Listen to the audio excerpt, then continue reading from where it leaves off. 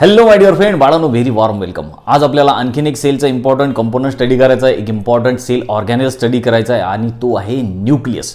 याच्या अगोदरच्या लेक्चरमध्ये आपण रायबोझोम आणि सायटोस्केलेटन हे सेलचे कंपोनंट किंवा सेलचे ऑर्गॅनेल स्टडी केले होते. हे व्हिडिओ लेक्चर जर तुम्ही बघितले नसतील तर ते प्लेलिस्टमध्ये आहेत, प्लेलिस्ट जाऊन तुम्ही जरूर बघा. तर आजच्या या व्हिडिओ लेक्चरमध्ये आपल्याला आणखीन एक इम्पॉर्टंट सेलचा कंपोनंट स्टडी करायचा आहे, तो न्यूक्लियस आहे. आणि हा खरंच इम्पॉर्टंट आहे बाळांनो, कारण की हा पूर्ण सेलला कंट्रोल करतो. जर न्यूक्लियस सेलमधून काढून घेतलं तर ती सेल डेथ होईल, ती सेल जी आहे ते मरणार. म्हणून हा एवढा इम्पॉर्टंट सेलचा कंपोनंट आहे. हा कंपोनंट पूर्ण सेलला कंट्रोल करतो, म्हणजे आपल्या पूर्ण बॉडीला कंट्रोल करायचं काम हा कंपोनंट किंवा ही न्यूक्लियस करत असते. आणि या न्यूक्लियसलाच याचं प्लुरल काय आहे, न्यूक्लियस. एक बघा, न्यूक्लियस हा वर्ड सिंग्युलर आहे. आपण न्यूक्लियस जेव्हा म्हणतो ते सिंग्युलर आहे आणि जास्त असले तर त्याला न्यूक्लियाय असं म्हटलं जातं किंवा यालाच म्हटलं जातं controlling centre of the cell. पूर्ण सेलला हा कंट्रोल करतो म्हणून याला कंट्रोलिंग सेंटर सुद्धा म्हटलं जातं. तर ते लक्षात ठेवा. तर आपण आता काही स्टेप बाय स्टेप आपण या न्यूक्लियसचा स्टडी करू, काही पॉईंटच्या मदतीने या न्यूक्लियसला समजून घेऊ. की जसं की सगळ्यात आधी आपण याचं ऑक्युरन्स बघू काय आहे, तर की न्यूक्लियस आपल्याला कुठे बघायला भेटते. तर आपण तर बघितलं की प्रोकॅरियोटिक सेलमध्ये तर न्यूक्लियस नाहीच, त्यामुळे युकॅरियोटिक सेलमध्येच फक्त आपल्याला न्यूक्लियस बघायला भेटते.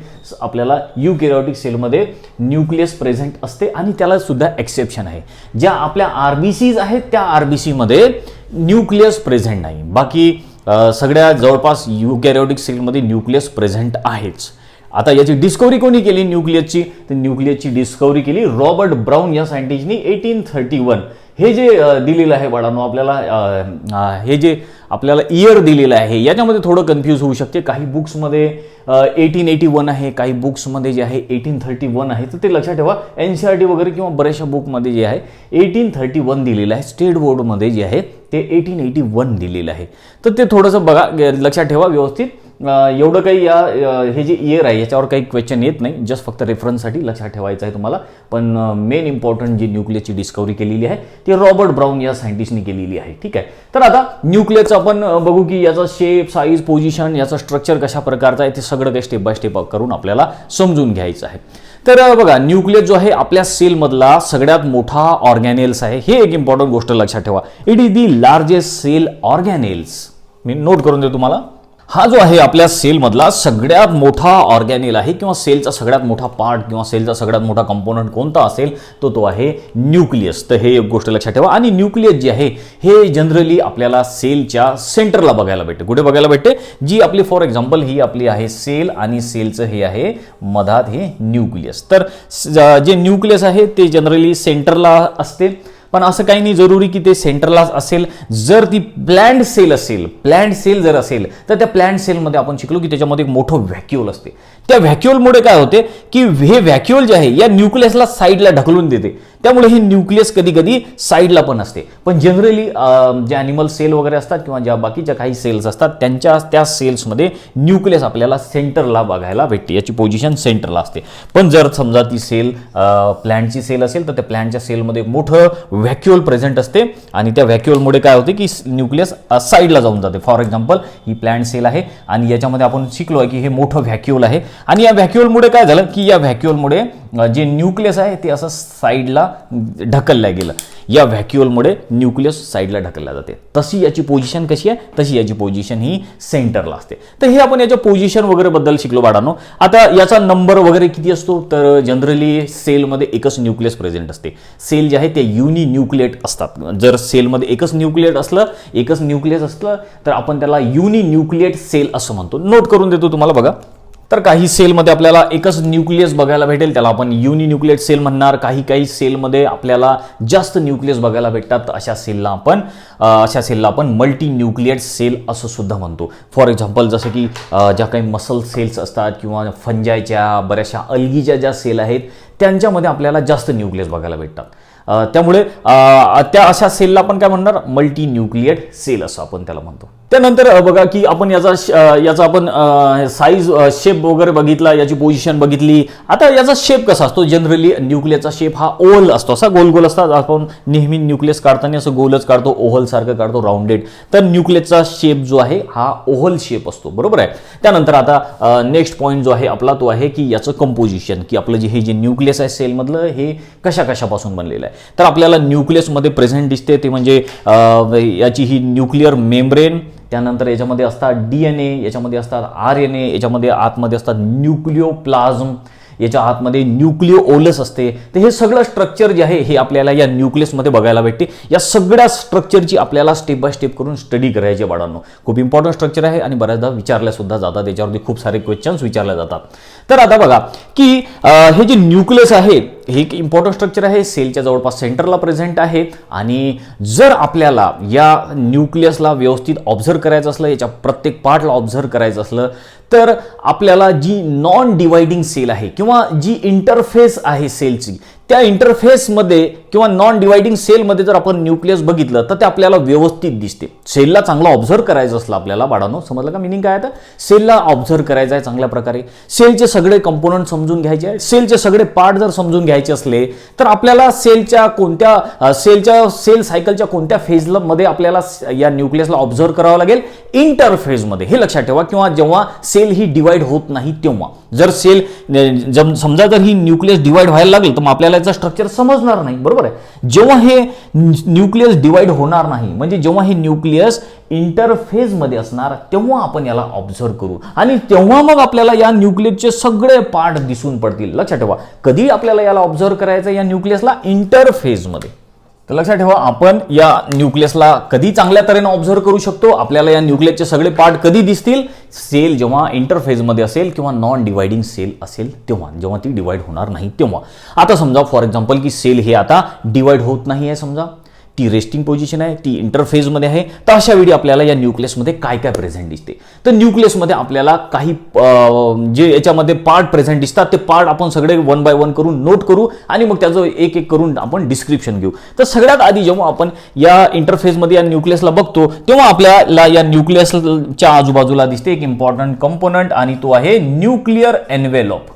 काय दिसते आपल्याला, एक इम्पॉर्टंट पार्ट या न्यूक्लियसचा, न्यूक्लिअर एन्व्हेलॉप. फॉर एक्झाम्पल जर हे जर समजा आपण न्यूक्लियस पकडलं, हे जर समजा आपल्या सेलचं न्यूक्लियस आहे, तर या न्यूक्लियसचं हे काय आहे, या न्यूक्लियसचं हे आहे न्यूक्लिअर एन्व्हेलॉप. आणि या न्यूक्लियसच्या आतमध्ये, म्हणजे फॉर एक्झाम्पल हे काढूनच देतो मी तुम्हाला इथे डायग्रामच्या मदतीनं, हे आहे न्यूक्लिअर एन्व्हेलॉप.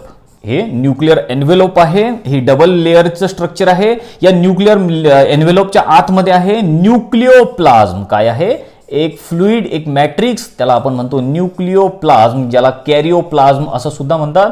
तर याच्या आतमध्ये न्यूक्लिओप्लाझ्म. दुसरं स्ट्रक्चर कोणतं आहे, न्यूक्लिओप्लाझ्म. इथे सुद्धा नोट करून देतो मी, न्यूक्लिओप्लाझ्म. त्यानंतर मग याच्या आतमध्ये काही अशा राऊंडेड बॉडीज आपल्याला प्रेझेंट दिसतात, त्यांना म्हटलं जातं न्यूक्लिओलस. त्याला आपण म्हणणार न्यूक्लिओलस किंवा न्यूक्लिओलाय. अशा राऊंडेड स्ट्रक्चर आहे छोटं छोटं न्यूक्लियसच्या आतमध्ये आणि त्याला न्यूक्लिओलस असं म्हटलं जातं. त्याचबरोबर या न्यूक्लियसच्या आतमध्ये प्रेझेंट आहे क्रोमॅटिन मटेरियल. काय प्रेझेंट आहे, क्रोमॅटिन, ज्याच्यापासून आपले DNA वगैरे जे बनलेले आहेत ना, तर त्या नेटवर्कला आपण म्हणणार क्रोमॅटिन मटेरियल. काय म्हणणार आपण, क्रोमॅटिन मटेरियल. इथे नोट करून देतो, क्रोमॅटिन मटेरियल. तर जेव्हा सेल ही रेस्टिंग पोझिशनमध्ये आहे, इंटरफेजमध्ये आहे, तेव्हा आपल्याला या न्यूक्लियसमध्ये कोणत्या कोणत्या गोष्टी बघायला भेटतील. एक म्हणजे न्यूक्लिअर एन्व्हेलॉप, त्यानंतर आहे न्यूक्लिओप्लाझ्मेच्या आतमधला न्यूक्लिओलस आणि क्रोमॅटिन मटेरियल. हे एवढे 4 जे इम्पॉर्टंट कंपोनंट आहे या न्यूक्लियसचे, हे लक्षात ठेवायचे तुम्हाला. हे 4 कंपोनंट आपल्याला दिसून पडतील जेव्हा सेल ही इंटरफेजमध्ये असेल. आता 1 बाय 1 करत आपल्याला या 4ही स्ट्रक्चरचा स्टडी करायचा आहे. कोणत्या 4 स्ट्रक्चरचा स्टडी करायचा आहे, एक म्हणजे आहे न्यूक्लिअर एन्व्हेलॉप, न्यूक्लिअर मेम्ब्रेन. त्याचबरोबर दुसरा आहे न्यूक्लिओप्लाझ्म, याच्या आतमध्ये असलेला न्यूक्लिओप्लाझ्म. जो थर्ड कंपोनंट आपल्याला स्टडी करायचा आहे तो आहे न्यूक्लिओलस. आणि फोर्थ जो कंपोनंट आपण स्टडी करणार तो आहे क्रोमॅटिन मटेरियल किंवा क्रोमॅटिन फायबर्स, क्रोमॅटिन. तसे हे 4 स्ट्रक्चर आपल्याला 1 बाय 1 करत समजून घ्यायचे आहे, जे आपल्याला न्यूक्लियसमध्ये प्रेझेंट दिसतात. ठीक आहे, तर आता 1 बाय 1 करत आपण याचा सगळ्याचा स्टडी करू. त्याच्या अगोदर बघा की आपल्याला एक डायग्राम दिलेली आहे न्यूक्लियसची. ती डायग्राम ऑब्झर्व करा आणि त्या डायग्राम मध्ये तुम्हाला हे सगळं काही स्ट्रक्चर दिसते. तर काय काय आहे न्यूक्लियसच्या डायग्राममध्ये? त्या न्यूक्लियसच्या डायग्राममध्ये तुम्हाला दिसते की न्यूक्लिअर मेम्ब्रेन आहे, ज्याला आपण न्यूक्लिअर एन्व्हेलप असं म्हटलं. हे न्यूक्लिअर मेम्ब्रेन, ठीक आहे. या न्यूक्लिअर मेम्ब्रेनला छोटे छोटे पोर्स आहे. या न्यूक्लिअर मेम्ब्रेनमध्ये छिद्र सुद्धा आहेत बारीक बारीक, त्याला न्यूक्लिअर पोर्स असं म्हटलं. त्या न्यूक्लियसच्या आतमध्ये न्यूक्लिओलस आहे. हे इथे काढलेलं मी स्ट्रक्चर न्यूक्लिओलस आहे. त्याचबरोबर या न्यूक्लियसच्या आतमध्ये न्यूक्लिओप्लाझ्म सुद्धा आहे. तर हे एक डायग्राम तुम्ही छोटीशी जी आहे स्वतः ड्रॉ करून बघा. त्यामुळे तुम्हाला या न्यूक्लियसमध्ये असलेले सगळे पार्ट जे आहेत ते व्यवस्थित समजतील. तर आता वन बाय वन करत आपल्याला या सगळ्या पार्टचा स्टडी करायचा. सगळ्यात आधी आपण न्यूक्लिअर एन्व्हेलप जे आहे किंवा ही जी न्यूक्लिअर मेम्ब्रेन आहे, या न्यूक्लिअर मेम्ब्रेनचा स्टडी करू. ही कशापासून बनलेली आहे, याचं काय काय फंक्शन आहे, याच्या काय काय प्रॉपर्टी आहे हे समजून घेऊ. ठीक आहे. तर बाळांनो, मी बोर्डवर आपल्या एक डायग्राम काढलेली आहे सेलची. याच्यामध्ये व्यवस्थित न्यूक्लियस वगैरे दाखवलेला आहे. या डायग्रामच्या मदतीनं आपण या न्यूक्लियसचे प्रत्येक पार्ट समजून घेऊ. सगळ्यात फर्स्ट पार्ट आपल्याला जो या न्यूक्लियसचा स्टडी करायचा आहे तो आहे न्यूक्लिअर एन्व्हेलप किंवा ज्याला न्यूक्लिअर मेम्ब्रेन असं सुद्धा म्हटलं जातं. तर ही डायग्राम व्यवस्थित तऱ्हेनं ऑब्झर्व करा. झालं तर तुमच्या बुकमध्येही, तुमच्या नोटबुकमध्ये ही डायग्राम काढून बघा. तुम्हाला या डायग्रामवरून सगळ्या आयडिया क्लिअर होऊन जातील की कशा या न्यूक्लियसमध्ये कोणते कोणते पार्ट प्रेझेंट आहेत. तर सगळ्यात आधी आपण या न्यूक्लियसला ऑब्झर्व करू. आपल्याला काय दिसते की ही एक सेल आहे. ठीक आहे, ही आहे एक सेल. या सेलच्या आतमध्ये आहे हे एक मोठासा ऑर्गन न्यूक्लियस. या न्यूक्लियसच्या दोन लेअर आपल्याला इथं बघायला भेटतात. ही आउटर लेअर, ही इनर लेअर किंवा आउटर मेम्ब्रेन, इनर मेम्ब्रेन. इथे नोट सुद्धा करून दिली आहे मी. ही आउटर मेम्ब्रेन आहे न्यूक्लियसची, ही न्यूक्लियसची इनर मेम्ब्रेन आहे.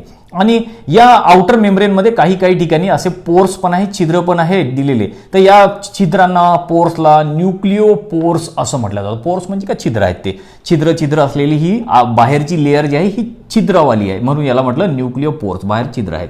त्यानंतर ही जी आउटर मेम्ब्रेन, इनर मेम्ब्रेन, याच्या मधात आपल्याला स्पेस प्रेझेंट दिसते. त्या स्पेसला पेरी न्यूक्लिअर स्पेस असं म्हणतात. बघा, ही आउटर मेम्ब्रेन ही आहे, ही आउटर मेम्ब्रेन, ही इनर मेम्ब्रेन. या दोन्ही मेम्ब्रेनच्या मध्ये आहे स्पेस. या स्पेसला म्हटलं पेरी न्यूक्लिअर स्पेस. ठीक आहे.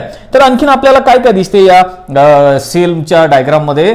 तर याच्यामध्ये आपल्याला दिसते की हे आहे इंडोप्लाझ्मिक रेटिक्युलम. आणि हे इंडोप्लाझ्मिक रेटिक्युलम जे आहे हे या आउटर मेम्ब्रेनला, ही जी न्यूक्लियसची मेम्ब्रेन आहे, या न्यूक्लियसच्या मेम्ब्रेनला हे असं काही ठिकाणी अटॅच झालेलं आहे. त्याचबरोबर हे आहेत रायबोझोम्स. बघा, हे आहे रायबोझोम. हे रायबोझोम सुद्धा या न्यूक्लिअर मेम्ब्रेनला अटॅच झालेले आपल्याला दिसतात. त्याचबरोबर या न्यूक्लियसच्या आतमध्ये जे फ्लुइड प्रेझेंट आहे त्या फ्लुइडला म्हणतात न्यूक्लिओप्लाझ्म. काय म्हणतात? न्यूक्लिओप्लाझ्म. बघा, इथं नोट करून दिलेलं आहे. न्यूक्लियसच्या आतमध्ये जे मॅट्रिक्स प्रेझेंट आहे, जे फ्लुइड प्रेझेंट आहे, त्याला न्यूक्लिओप्लाझ्म म्हणतात. आणि हा आहे सेलमधला जो मॅट्रिक्स, त्या सेलच्या मॅट्रिक्सला सायटोप्लाझ्म म्हणतात. तर हा आहे सायटोप्लाझ्म आणि न्यूक्लियसच्या आतमधला आहे न्यूक्लिओप्लाझ्म. त्याचबरोबर तुम्हाला या न्यूक्लियसच्या आतमध्ये असं राऊंडेड बॉडी असं स्ट्रक्चर दिसेल गोल गोल, त्याला न्यूक्लिओलस असं म्हटलेलं आहे. तर ही आहे कंप्लीट सेलची डायग्राम.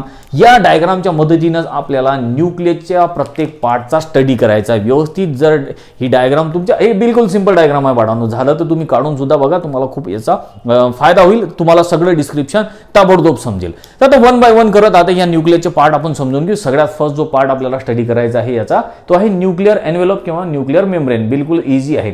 तर न्यूक्लियसची जी मेम्ब्रेन आहे, न्यूक्लिअर जे एन्व्हेलप आहे, म्हणजे न्यूक्लियसच्या आजूबाजूचं जे हे आहे कव्हर, त्याला न्यूक्लिअर मेम्ब्रेन किंवा न्यूक्लिअर एन्व्हेलप असं म्हटलं. आणि न्यूक्लिअर एन्व्हेलप किंवा न्यूक्लिअर मेम्ब्रेन ही डबल वॉल आहे, डबल वॉल स्ट्रक्चर आहे. तुम्हाला दिसते ही आउटर वॉल आहे, ही आहे आउटर वॉल, ही आहे इनर वॉल, किंवा याला आउटर मेम्ब्रेन असं म्हटलं, किंवा आणि या इनर मेम्ब्रेनला, आतल्या वॉलला इनर मेम्ब्रेन असं सुद्धा म्हटलं. बरोबर आहे. तर असे हे nuclear envelope, nuclear membrane double wall पासून बनलेली आहे. Outer membrane, inner membrane, outer wall, inner wall. आणि या दोन्ही वॉलच्या मध्ये स्पेस आहे बाळांनो. या दोन्ही वॉल किंवा दोन्ही मेम्ब्रेनच्या मधात गॅप आहे आणि त्या गॅपला, त्या स्पेसला म्हटलं पेरी न्यूक्लिअर स्पेस. लक्षात ठेवा, ही आहे पेरी न्यूक्लिअर स्पेस दोन्ही मेम्ब्रेनच्या मधली. आता त्याचबरोबर ही जी आउटर मेम्ब्रेन तुम्हाला दिसते, ही आउटर मेम्ब्रेन काही काही ठिकाणी ब्रेक झालेली आहे. हे आहे आपलं न्यूक्लियस. या न्यूक्लियसच्या ह्या आहेत दोन मेम्ब्रेन, आणि ह्या दोन मेम्ब्रेन पैकी ही जी आउटर मेम्ब्रेन आहे काही ठिकाणी ब्रेक झालेली आहे आणि असे पोर्स तयार झालेले तुम्हाला दिसतात. असे काही छिद्र तयार झालेले आहे या न्यूक्लियसमध्ये. तर या छिद्रांना, या पोर्सला म्हटलं न्यूक्लिओ पोर्स. लक्षात ठेवा, काय म्हणतात यांना? न्यूक्लिओ पोर्स असं म्हणतात. त्याचबरोबर ही जी आउटर मेम्ब्रेन आहे, या आउटर मेम्ब्रेनला काही ठिकाणी इंडोप्लाझ्मिक रेटिक्युलम जे आहे येऊन अटॅच झालेले तुम्हाला दिसतात. आउटर मेम्ब्रेनला इंडोप्लाझ्मिक रेटिक्युलम येऊन अटॅच झालेले दिसतात. त्याचबरोबर आउटर मेम्ब्रेनला तुम्हाला रायबोझोम सुद्धा अटॅच दिसतात. तर ही आहे आउटर मेम्ब्रेन. या आउटर मेम्ब्रेनला इंडोप्लाझ्मिक रेटिक्युलम सुद्धा अटॅच दिसतात आणि रायबोझोम सुद्धा अटॅच दिसतात. तर एवढं बिलकुल असं सिंपल हे स्ट्रक्चर आहे. ही आहे आउटर मेम्ब्रेन बद्दल बघितलं. आता जी इनर मेम्ब्रेन आहे, ही इनर मेम्ब्रेन जी आहे, या इनर मेम्ब्रेनच्या आतमध्ये आपल्याला काही प्रोटीन कॉम्प्लेक्स प्रेझेंट दिसतात किंवा प्रोटीन फायबर्स प्रेझेंट दिसतात. ही जी आतली मेम्ब्रेन आपण काढलेली आहे, इनर मेम्ब्रेन ज्याला म्हटलं, या इनर मेम्ब्रेन मध्ये काय आहे की प्रोटीन्स फायबर प्रेझेंट आहे. इनर मेम्ब्रेन मध्ये प्रोटीन फायबर, या प्रोटीन फायबरमुळे काय झालं की या न्यूक्लियसचा व्यवस्थित शेप जो आहे तो शेप मेंटेन राहतो. लक्षात ठेवा काय आहे इनर मेम्ब्रेन मध्ये, इनर मेम्ब्रेन मध्ये प्रोटीन फायबर्स प्रेझेंट आहेत. प्रोटीन, मी तर नोट करून देतो तुम्हाला काय दिसेल, protein fibres. Protein fibres present आहेत इनर मेम्ब्रेन मध्ये. आणि या प्रोटीन फायबरचा काय फायदा आहे की या प्रोटीन फायबरमुळे या न्यूक्लियसचा जो शेप आहे तो मेंटेन राहतो. न्यूक्लियस आपल्याला राउंडेड शेप दिसते ना किंवा ओव्हल शेपचं जे न्यूक्लियस दिसते ते त्याचा शेप असा मेंटेन राहिला पाहिजे, म्हणून आपल्याला हे प्रोटीन फायबर जे आहेत हे हेल्प करतात, हे मदत करतात. तर अशा तऱ्हेनं या दोन्ही मेम्ब्रेनचा आपण डिस्कशन केलेलं आहे. दोन्ही मेम्ब्रेन बद्दल आपण माहिती बघितलेली आहे, आउटर मेम्ब्रेन आणि इनर मेम्ब्रेन. आता ह्या दोन्ही मेम्ब्रेन काय करतात, ह्या दोन्ही मेम्ब्रेन जे आहे या न्यूक्लियसच्या आतमध्ये असलेल्या न्यूक्लिओप्लाझमला आणि या न्यूक्लियसच्या बाहेर असलेल्या सायटोप्लाझमला वेगळं वेगळं ठेवण्याचं काम करतात. बघा हा आतमध्ये आहे न्यूक्लियसच्या न्यूक्लिओप्लाझम आणि या न्यूक्लियसच्या बाहेर आहे सायटोप्लाझम. हे दोन्ही न्यूक्लिओप्लाझम आणि सायटोप्लाझम एकमेकापासून वेगळे आहेत. कशामुळे वेगळे आहेत हे दोन्ही एकमेकापासून, तर या मेम्ब्रेनमुळे किंवा ही जी न्यूक्लिअर एन्व्हेलप आहे या न्यूक्लिअर एन्व्हेलपमुळे हे वेगळे वेगळे आहेत. त्याचबरोबर हे जे आतमध्ये तुम्हाला पोर्स दिसतात, हे जे छिद्र आहेत ज्यांना आपण न्यूक्लिओ पोर्स असं म्हणतो, या न्यूक्लिओ पोर्स मधून जे काही सबस्टन्सेस असतील न्यूक्लियसच्या आतमधले ते बाहेर जाऊ शकतात किंवा बाहेरचे काही सबस्टन्स या पोर्स मधून आतमध्ये सुद्धा येऊ शकतात. तर हे तर आपण डिस्क्रिप्शन बघितलं बाळांनो या आपल्या न्यूक्लियसचा फर्स्ट ऑर्गॅनेल न्यूक्लिअर एन्व्हेलपचं किंवा न्यूक्लिअर मेम्ब्रेनचं. आता या न्यूक्लियसच्या आतमध्ये आपण जाऊ आणि आतमध्ये आपण गेल्यानंतर आपल्याला याच्यामध्ये एक फ्लुइड, एक मॅट्रिक्स प्रेझेंट दिसते आणि त्या मॅट्रिक्सला, त्या फ्लुइडला म्हटलं जातं न्यूक्लिओप्लाझम. तर आता आपल्याला सेकंड कोणता पार्टचा याचा स्टडी करायचा आहे, तो सेकंड पार्ट आहे न्यूक्लिओप्लाझम. इथे मी नोट करून देतो आणि मग आपण याचं छोटंसं याचं डिस्क्रिप्शन बघू. तर न्यूक्लियसमध्ये आणखीन जे एक इम्पॉर्टंट स्ट्रक्चर आपल्याला बघायला भेटते ते आहे न्यूक्लिओप्लाझम किंवा ज्याला कॅरिओलिम्फ असं सुद्धा म्हटलं जातं. हा एक लॅटिन वर्ड आहे, त्याला कॅरिओलिम्फ सुद्धा म्हटलं जातं. तर या न्यूक्लियसच्या आतमध्ये जे मॅट्रिक्स प्रेझेंट आहे, जे फ्लुइड प्रेझेंट आहे, जी पातळ सबस्टन्स प्रेझेंट आहे या न्यूक्लियसच्या आत, त्याला काय म्हणणार आपण, न्यूक्लिओप्लाझम. आता हा जो न्यूक्लिओप्लाझम आहे हा कशापासून बनलेला आहे, या न्यूक्लिओप्लाझममध्ये आहे डीएनए प्रेझेंट. काय आहेत, डीएनए प्रेझेंट आहेत किंवा न्यूक्लिक ऍसिड प्रेझेंट आहे, काय म्हणू आपण त्यांना, याच्या आतमध्ये न्यूक्लिक ऍसिड्स प्रेझेंट आहे. तर हे जे आपलं न्यूक्लिओप्लाझम आहे, हे न्यूक्लिओप्लाझम कशापासून बनलेलं आहे, न्यूक्लिओप्लाझम बनलेलं आहे न्यूक्लिक ऍसिड्स पासून. कोणते न्यूक्लिक ऍसिड्स असतात, न्यूक्लिक ऍसिड कशाला म्हणतो आपण, डीएनए, आरएनए आणि न्यूक्लिक ऍसिड आहेत. तर या आतमध्ये या न्यूक्लिओप्लाझम जो आहे, या न्यूक्लिओप्लाझम मध्ये आहे डीएनए, आरएनए, त्याचबरोबर याच्यामध्ये आहेत प्रोटीन्स, याच्यामध्ये आहेत मिनरल्स, याच्यामध्ये आहे साल्ट. तर या सगळ्यांपासून बनलेला आहे आपला न्यूक्लिओप्लाझम किंवा कॅरिओलिम्फ म्हणतो आपण त्यांना. आता या कॅरिओलिम्फ किंवा न्यूक्लिओप्लाझममध्ये आपल्याला काय काय दिसते, याच्यामध्ये न्यूक्लिओलस हे स्ट्रक्चर दिसते, बरोबर आहे. आता या न्यूक्लिओलसचा आपण स्टडी करू. आता थर्ड स्ट्रक्चर कोणता स्टडी करायचा आपल्याला, तर ते आहे न्यूक्लिओलस. या न्यूक्लिओलस बद्दल माहिती बघू आपण. तर इथे मी टायटल टाकतो न्यूक्लिओलस. तर बाळांनो जो थर्ड कंपोनंट शिकायचा आपल्याला न्यूक्लियसच्या आतमधला जो इम्पॉर्टंट स्ट्रक्चर आपल्याला शिकायचा आहे ते आहे न्यूक्लिओलस, किंवा जास्त असले तर त्याला आपण न्यूक्लिओलाय असं म्हणतो. तर न्यूक्लियसच्या आतमध्ये आपल्याला काही असे डेन्स बॉडी प्रेझेंट दिसतात किंवा असं ठळक असं एक मोठं राउंडेड स्ट्रक्चर प्रेझेंट दिसते, त्याला आपण न्यूक्लिओलस असं म्हणतो. एक असलं तर न्यूक्लिओलस, न्यूक्लिओलस हे सिंग्युलर वर्ड आहे, आणि जास्त असले तर आपण त्याला न्यूक्लिओलाय असं म्हणतो. तर लक्षात ठेवा न्यूक्लियसच्या आतमध्ये असं डेन्स असं स्ट्रक्चर आहे, गोल असं स्ट्रक्चर आहे, ज्याला न्यूक्लिओलस असं म्हटलं जातं. जास्त असले तर आपण त्याला न्यूक्लिओलाय असं म्हणतो. आणि इम्पॉर्टंट गोष्ट आणखी लक्षात ठेवा की हे जे न्यूक्लिओलस आहे, या न्यूक्लिओलसच्या आजूबाजूला मेम्ब्रेन प्रेझेंट नसते. जसं आपलं हे न्यूक्लियस आहे, या न्यूक्लियसच्या आजूबाजूला दोन मेम्ब्रेन प्रेझेंट आहे. डबल मेम्ब्रेनचं हे स्ट्रक्चर आहे. डबल मेम्ब्रेन आतापर्यंत आपण कशामध्ये बघितल्या, डबल मेम्ब्रेन आपण मायटोकॉन्ड्रियामध्ये बघितल्या, प्लास्टिडमध्ये बघितल्या, क्लोरोप्लास्टमध्ये डबल मेम्ब्रेन बघितल्या. त्याचबरोबर हे जे न्यूक्लियस आहे आपलं, या न्यूक्लियसमध्ये सुद्धा डबल मेम्ब्रेन आहेत. पण हे जे न्यूक्लिओलस आहे, या न्यूक्लिओलसच्या आजूबाजूला मेम्ब्रेन प्रेझेंट नाही. रायबोझोम, न्यूक्लिओलस यांच्या आजूबाजूला मेम्ब्रेन नाही. लक्षात ठेवा, क्वेश्चन येऊ शकतात. तर आतापर्यंत आपण काय बघितलं, जो रायबोझोम बघितला होता त्याच्यामध्ये मेम्ब्रेन नाही, आणि हा जो न्यूक्लिओलस आहे तर या न्यूक्लियसच्या आजूबाजूला सुद्धा मेम्ब्रेन प्रेझेंट नाही. तसं हे आपल्याला असं ठळक असं दिसणारं हे स्ट्रक्चर आहे. आता हा जो न्यूक्लिओलस आहे, हा न्यूक्लिओलस कशापासून बनलेला आहे? तर न्यूक्लिओलस बनलेला आहे रायबोझोमल आरएनए, ज्याला आपण शॉर्टमध्ये आरआरएनए असं म्हणतो, आणि रायबोझोमल प्रोटीन्स पासून बनलेला आहे. तर लक्षात ठेवा, हे जे आपल्याला स्ट्रक्चर दिसते न्यूक्लियसमध्ये, तर या ज्याला आपण न्यूक्लिओलस असं म्हणतो, हा न्यूक्लिओलस बनलेला आहे रायबोझोमल आरएनए आणि रायबोझोमल प्रोटीन्स पासून. आणि सेलच्या ऍक्टिव्हिटीच्या अकॉर्डिंग, सेलला कोणतं काम करावं लागतं त्याच्या अकॉर्डिंग या न्यूक्लिओलसचा नंबर सुद्धा वाढतो. काही सेलला जास्त प्रोटीन तयार करावं लागतात, म्हणजे त्या सेलमध्ये न्यूक्लिओलस पण जास्त असतील. काही सेलला कमी प्रोटीन तयार करावे लागतात, त्यामुळे त्या सेलमध्ये न्यूक्लिओलसची संख्या सुद्धा कमी असेल. लक्षात ठेवा, हा इंपॉर्टंट क्वेश्चन आहे बाळांनो. मी जे काय बोलत आहे तुमच्यासोबत एकदम लक्षात ठेवा. कधी कधी सेलला जास्त प्रोटीन तयार करावे लागतात, त्यामुळे न्यूक्लिओलस जे आहे जास्त असतात संख्येने. कधी कधी सेलला कमी प्रोटीन तयार करावे लागतात, तर अशा वेळी न्यूक्लिओलस जे आहेत ते सेलमध्ये कमी असतात. हे इम्पॉर्टंट गोष्ट लक्षात ठेवा. त्याचबरोबर काही सेल हे जास्त ऍक्टिव्ह असतात, त्यामुळे त्या सेलमध्ये न्यूक्लिओलसची जी साईज आहे ती मोठी असते. फॉर एक्झाम्पल जे ऊ साईट आहे किंवा जे एग आहे, बघा एग आहे किंवा यालाच आपण ऊ साईट असं म्हणतो. काय म्हणतो? ऊ साईट.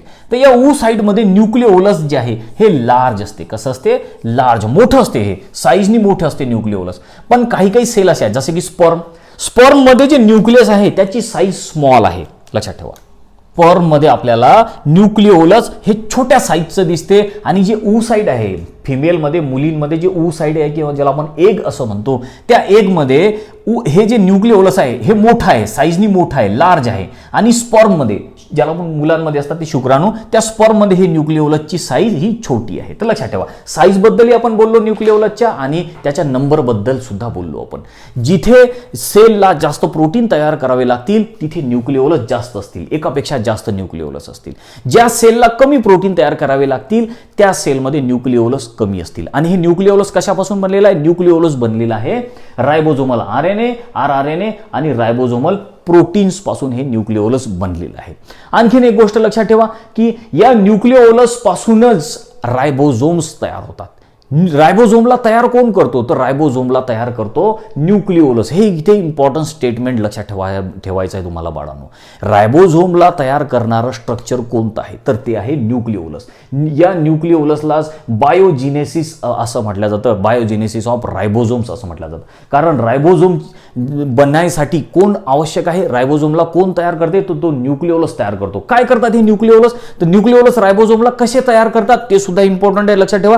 तर बघा की हे जे न्यूक्लिओलस आहे सेल मधलं, तर हे न्यूक्लिओलस काय करते? तर रायबोझोमल आरएनए तयार करतो आणि रायबोझोमल प्रोटीन तयार केले. लक्षात ठेवा, काय तयार केलं या न्यूक्लिओलसनी आरआरएनए म्हणजे रायबोझोमल आरएनए तयार केले आणि रायबोझोमल प्रोटीन्स तयार केले. आता हे रायबोझोमल आरएनए आणि रायबोझोमल प्रोटीन्स या न्यूक्लियसमधून बाहेर पडतील आणि कुठे येतील? ते येतील आपल्या या सायटोप्लाझममध्ये. कुठे येतील? सायटोप्लाझममध्ये. लक्षात आलं का तुमच्या? काय तयार झालं? तर काय गोष्ट झाली इथे? हे जे न्यूक्लिओलस आहे या न्यूक्लिओलसनी काय तयार केलं? न्यूक्लिओलसनी रायबोझोमल आरएनए आणि रायबोझोमल प्रोटीन्स तयार केले, आणि रायबोझोमल आरएनए रायबोझोमल प्रोटीन्स या न्यूक्लियसमधून बाहेर पडले आणि ते गेले सायटोप्लाझममध्ये. आता सायटोप्लाझममध्ये गेल्यानंतर या रायबोझोमल आरएनए आणि रायबोझोमल प्रोटीन्स पासून रायबोझोम्स तयार होतात. लक्षात ठेवा, काय तयार होतात? रायबोझोम्स. तर असं हे खूप इम्पॉर्टंट स्ट्रक्चर जे आहे ज्याला आपण न्यूक्लिओलस म्हणतो, ते न्यूक्लिओलस आपल्या या न्यूक्लियसमध्ये प्रेझेंट आहे. तर हे थर्ड स्ट्रक्चर आपण इथे डिस्कस केलं आपल्या न्यूक्लियसचं. आता फोर्थ आणि लास्ट स्ट्रक्चर आपल्याला न्यूक्लियसचं डिस्क्राईब करायचं आहे, समजून घ्यायचं आहे, ते म्हणजे क्रोमॅटिन फायबर्स किंवा आपण ज्याला क्रोमोझोम्स वगैरे असं म्हणतो. तर क्रोमॅटिन नेटवर्क, क्रोमॅटिन फायबर्स आपण समजून घेऊ. तर बाळांनो, आपल्याला आपल्या न्यूक्लियसचा आता लास्ट पार्ट स्टडी करायचा आहे, आणि तो लास्ट पार्ट आहे क्रोमॅटिन मटेरियल. तर या न्यूक्लियसच्या आतमध्ये हे जे फायबर सारखं एक स्ट्रक्चर मी काढलेलं आहे, हे असं धाग्यासारखं तुम्हाला एक स्ट्रक्चर दिसते, याला क्रोमॅटिन मटेरियल असं आपण म्हणतो. तर हे क्रोमॅटिन मटेरियल काय आहे, कसं आहे, कशापासून बनलेलं आहे, याचं काय इम्पॉर्टन्स आहे, हे सगळं काही आपण समजून घेऊ. त्याच्या अगोदर बघा, एक आपल्या टेक्स्टबुकमध्ये डायग्राम दिलेली आहे, ती अल्ट्रा स्ट्रक्चर आहे. अल्ट्रा स्ट्रक्चर कशाचं आहे? न्यूक्लियसची ही डायग्राम आहे, आणि ती डायग्राम व्यवस्थित ऑब्झर्व करा. हीच डायग्राम आपण आपल्या बोर्डवर सुद्धा काढलेली आहे. ही सुद्धा न्यूक्लियसची डायग्राम आहे, आपल्या टेक्स्टबुकमध्ये सुद्धा डायग्राम दिलेली आहे. मी या डायग्राममध्ये जे काही पार्ट समजून सांगितले तुम्हाला ते तसं या अल्ट्रास्ट्रक्चरमध्ये सुद्धा दिलेलं आहे. तर ही सुद्धा डायग्राम तुम्ही व्यवस्थित समजून घ्या की याच्यामध्ये सुद्धा तुम्हाला दिसेल न्यूक्लियसची आउटर मेम्ब्रेन, इनर मेम्ब्रेन, त्याच्या आतमध्ये असलेलं पेरिन्यूक्लिअर स्पेस वगैरे, क्रोमॅटिन थ्रेड आहेत, क्रोमॅटिनचे फायबर्स त्याच्यामध्ये तुम्हाला दिसतात, कॅरिओलिम्फ त्याच्यामध्ये दिसते किंवा न्यूक्लिओप्लाझ्म तुम्हाला दिसतो. तर हे असं हे स्ट्रक्चर जे आहे अल्ट्रास्ट्रक्चर आहे न्यूक्लियसचं, ही डायग्राम आहे दिलेली. आणि ही जी बोर्डवर मी डायग्राम काढलेली आहे ती आणि ती डायग्राम दोन्ही सेमच आहे. ही डायग्राम जर तुम्हाला समजली असेल तर तुम्हाला न्यूक्लियसवरचे सगळे क्वेश्चन सॉल्व्ह करता येऊ शकतात. काहीही क्वेश्चन आले तुम्हाला नीटमध्ये असो CETमध्ये कोणतेही क्वेश्चन आले तरी तुम्ही या डायग्रामच्या मदतीनं सॉल्व्ह करू शकता. ही डायग्राम इम्पॉर्टंट आहे. तर आता बघा की आपल्याला या न्यूक्लियसच्या आतमध्ये जो लास्ट पार्ट आता प्रेझेंट आहे आपला क्रोमॅटिन मटेरियल किंवा क्रोमॅटिन फायबर्स याच्याबद्दल शिकायचं आहे. तर बाळांनो बघा की आपली जी जेनेटिक इन्फॉर्मेशन आहे, आपली जी सगळी माहिती आहे जेनेटिक, ती प्रेझेंट असते आपल्या क्रोमोझोममध्ये. कुठे प्रेझेंट असते? क्रोमोझोममध्ये प्रेझेंट असते. आणि आपल्याला माहिती आहे की आपल्या बॉडीमध्ये किती क्रोमोझोम्स आहे? 46 क्रोमोझोम आहे. त्या 46 क्रोमोझोम कसे अरेंज झालेले आहे? 23 पेयर्समध्ये. आपल्या आईकडून आपल्यामध्ये 23 क्रोमोझोम आलेले आहे, आपल्या वडिलाकडून आपल्यामध्ये 23 क्रोमोझोम आलेले आहेत. तर असं करून आपल्या बॉडीमध्ये किती क्रोमोझोम आहे? 46. आईकडून आलेले 23, वडिलाकडून आलेले 23. तर असे आपल्याकडे झालेले आहेत 46 क्रोमोझोम. त्या क्रोमोझोममध्येच आपली पूर्ण जेनेटिक इन्फॉर्मेशन लिहिली आहे. आपली पूर्ण जन्मकुंडली जी आहे, ज्याला आपण कुंडली असं म्हणतो, जन्मकुंडली, जन्मकहाणी पूर्ण या क्रोमोझोममध्येच आहे. आपण कशी असणार आहे, आपली उंची कशी असणार आहे, आपला कलर कसा असणार आहे, आपल्याला कोणता रोग होऊ शकतो, हे सगळं काही त्या क्रोमोझोममध्येच असते. आणि हे क्रोमोझोम कशाचे बनलेले आहेत? तर हे क्रोमोझोम बनलेले असतात DNA आणि प्रोटीन्सपासून. DNA आणि प्रोटीन्स कोणते आहेत? ते हिस्टोन प्रोटीन्स म्हणतात त्यांना, हिस्टोन प्रोटीन. तर लक्षात आलं, आपली पूर्ण कुंडली जी आहे, पूर्ण जन्माची कहाणी, आपलं पूर्ण जेनेटिक इन्फॉर्मेशन जे आहे ते कोण आहे, ते कोणतं आहे? तर ते आहे क्रोमोझोम्स. आणि क्रोमोझोम कशाचे बनलेले असतात? तर क्रोमोझोम हे DNA आणि प्रोटीन्सपासून बनलेले असतात. आणि क्रोमोझोम कुठे आहेत? तर क्रोमोझोम हे न्यूक्लियसच्या आतमध्ये आहेत. बरोबर, हे न्यूक्लियसच्या आतमध्ये हे क्रोमोझोम आहेत. तर आता एक गोष्ट लक्षात ठेवा, जशी तुम्ही क्रोमोझोम बघता, जोडीने हे क्रोमोझोम बघता, तर सेल जेव्हा इंटरफेजमध्ये असेल, सेल जेव्हा डिवाइड होणार नाही, तेव्हा तुम्हाला असे क्रोमोझोम दिसणार नाही. प्रॉपर असे क्रोमोझोमच्या जोड्या जसे तुम्ही बघता ना की क्रोमोझोम हे असं, ही क्रोमोझोमची एक पेअर, ही क्रोमोझोमची एक पेअर, ही पेअर. तर अशा टाईपचं स्ट्रक्चर तुम्हाला सेल जेव्हा इंटरफेजमध्ये असेल, जेव्हा सेल डिवाइड होणार नाही, तेव्हा तुम्हाला असं स्ट्रक्चर दिसणार नाही. मग कशी दिसते? कसं दिसतात हे क्रोमोझोम?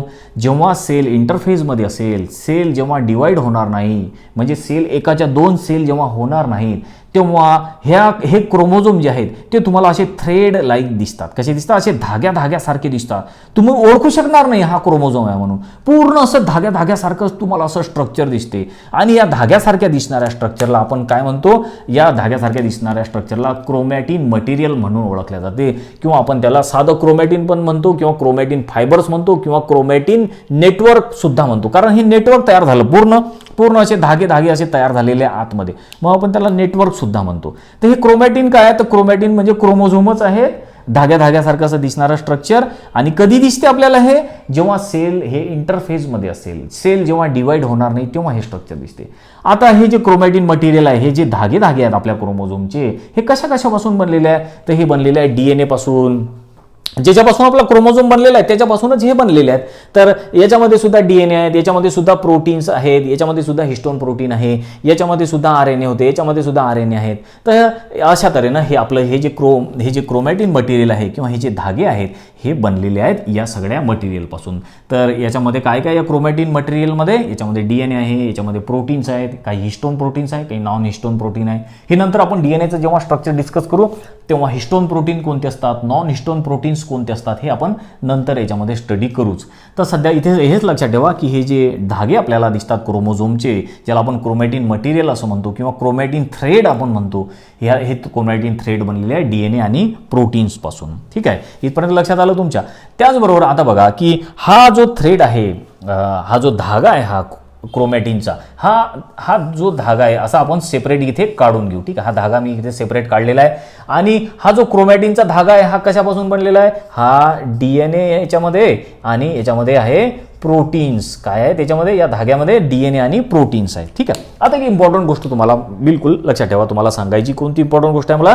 की काही काही ठिकाणी या धाग्यामध्ये, हा जो क्रोमॅटिनचा धागा आहे ना, हा जो फायबर आहे क्रोमॅटिनचा, या क्रोमॅटिनच्या फायबरमध्ये तुम्हाला डीएनए जास्त दिसतात. काय दिसतात जास्त? डीएनए जास्त असतील. फॉर एक्झाम्पल मी असं जाड काढून घेतो, ठीक आहे. हे असं जाड स्ट्रक्चर म्हणजे काय की डीएनए जास्त. जाड स्ट्रक्चर म्हणजे डीएनए जास्त. तर आता बघा, हा जो क्रोमॅटिनचा फायबर आहे हा बनलेला आहे डीएनए आणि प्रोटीन पासून. आता काही काही ठिकाणी डीएनए जास्त आहे आणि प्रोटीन कमी आहे. लक्षात घ्या, या धाग्यामध्ये ज्या ठिकाणी डीएनए जास्त असतील आणि प्रोटीन कमी असतील तर अशा या क्रोमॅटिन फायबरला आपण यू क्रोमॅटिन असं म्हणतो. काय म्हणतो? You chromatin. लक्षात ठेवा, काय यू क्रोमॅटिन म्हणजे काय की डीएनए, मोर डीएनए आणि लेस प्रोटीन. बघा, डीएनए जास्त आणि प्रोटीन कमी, तर अशा या धाग्याला, अशा या क्रोमॅटिनला काय म्हणणार आपण? You chromatin. आणि यू क्रोमॅटिन जे आहे हे जेनेटिकली ऍक्टिव्ह म्हणून ओळखल्या जातात. तर हा जो क्रोमॅटिन आहे आपला, हा जेनेटिकली ऍक्टिव्ह आहे कारण हा जेनेटिक इन्फॉर्मेशन मध्ये पार्टिसिपेट करतो. आपली एका पिढीतली माहिती पुढच्या पिढीत नेतो, एका जनरेशन मधून इन्फॉर्मेशन पुढच्या जनरेशन मध्ये नेतो. म्हणजे आई वडिलाकडची माहिती त्यांच्या मुलाबाळांकडे पाठवतो. कोणता पार्ट पाठवतो? You chromatin. तर यू क्रोमॅटिन कशाला म्हणतो आपण? यू क्रोमॅटिन म्हणजे हा या क्रोमॅटिन नेटवर्कचा असा पार्ट आहे की जिथे डीएनए जास्त आहे आणि प्रोटीन कमी, तर आपण त्याला यू क्रोमॅटिन असं म्हणतो. त्याचबरोबर हा जो डीएनएचा थ्रेड आहे आपला, हा जो क्रोमोझोमचा जो थ्रेड आहे किंवा आपण ज्याला क्रोमॅटिन म्हणतो, हा जो धागा आहे, या धाग्यावर काही काही ठिकाणी प्रोटीन्स जास्त आहेत आणि डीएनए कमी आहेत. बघा, लेस डीएनए आणि मोर प्रोटीन. जर प्रोटीन जास्त असले, डीएनए कमी असले, तर अशा या फायबरला आपण हेटेरोक्रोमॅटिन असं म्हणतो. काय म्हणतो आपण याला? हेटेरोक्रोमॅटिन. तर लक्षात ठेवा, तर हेटेरोक्रोमॅटिन म्हणजे काय की या थ्रेडचा असा पार्ट की जिथं डीएनए कमी आहेत आणि प्रोटीन जास्त आहेत, तर अशा पार्टला आपण हेटेरोक्रोमॅटिन असं म्हणतो. आता इथे डीएनए कमी आहे, त्यामुळे हा जो पार्ट आहे हा जिनेटिक इन्फॉर्मेशनमध्ये पार्टिसिपेट करणार नाही. व्हॅरिएशनमध्ये किंवा हेरिडिटीमध्ये हा जो पार्ट आहे हा पार्टिसिपेट करणार नाही, कारण याच्यामध्ये ऑलरेडी डीएनए कमी आहे, त्यामुळे हा भाग घेत नाही जिनेटिक इन्फॉर्मेशनमध्ये. तर ही गोष्ट इथे बिलकुल तुम्ही लक्षात ठेवायची आहे. आता हे जे स्ट्रक्चर आहे बाळांनो आपलं, तर हे आपल्याला जेव्हा सेल डिवाइड होणार नाही तेव्हा दिसेल. नॉन डिवाइडिंग सेलमध्ये हे असं स्ट्रक्चर आपल्याला दिसते धाग्यासारखं, किंवा इंटरफेजमध्ये जेव्हा सेल असते तेव्हा अशा टाईपचं स्ट्रक्चर दिसते. मग आपल्याला प्रॉपर क्रोमोझोम दिसतात कधी? तर जेव्हा सेल डिवाइड व्हायला लागेल, जेव्हा सेल ही मेटाफेजमध्ये. लक्षात ठेवा, आधी सेल कोणत्या फेजमध्ये होती? इंटरफेज. आता जेव्हा सेल ही इंटरफेजमध्ये होती तेव्हा ती सेलमध्ये आपल्याला क्रोमोझोम अशा प्रकारचे दिसत होते. आता सेल डिवाइड व्हायला लागेल, म्हणजे न्यूक्लियस डिवाइड व्हायला लागेल. आता ती सेल कोणत्या फेजमध्ये आलेली आहे? सेल सायकलच्या मेटाफेजमध्ये. बाळांनो, ह्या ज्या सगळ्या इंटरफेज, मेटाफेज वगैरे हे सेल सायकलमध्ये तुम्ही अगोदर शिकलेले असणार, 10th मध्ये वगैरे तुमचं झाले असणार, किंवा आपल्याला एक तो चॅप्टर आहे सेल सायकलचा, सेल डिव्हिजनचा, तो त्याच्यामध्ये तुम्हाला हे सगळं काही शिकायला भेटेल. तो चॅप्टर आपण घेऊच पुढे चालून.